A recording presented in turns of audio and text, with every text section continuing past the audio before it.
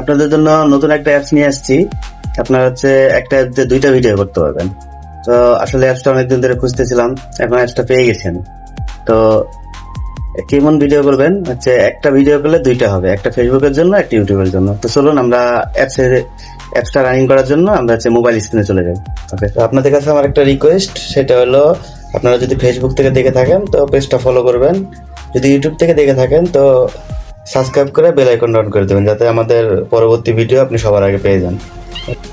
তো আমরা এখন চলে আসলাম মোবাইল স্ক্রিনে আসার পরে আপনার প্লে স্টোরে যাবেন, প্লে স্টোরটা ওপেন করবেন। ওপেন করার পরে আপনার হচ্ছে এখানে সার্চ বক্সে লিখবেন হচ্ছে ডুয়েল শট রেকর্ডার।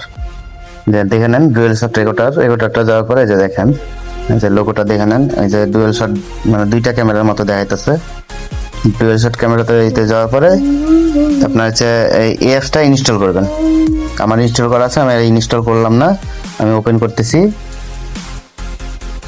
ওপেন করার পরে নেক্সট, তারপরে আবার নেক্সট। এখন আপনি এখানে ক্যাটাগরিটা সিলেক্ট করবেন যে আপনি কোন ক্যাটাগরির।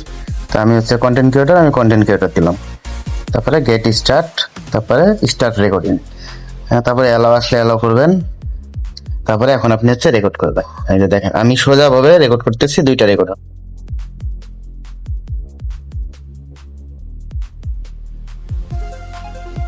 আমার রেকর্ডিং করা শেষ।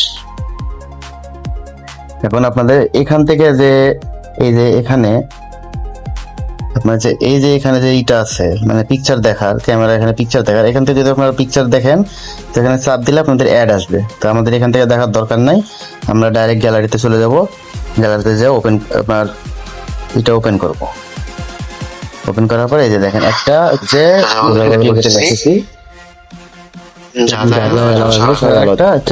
মোবাইল টিভি মানে পারবেন একটা।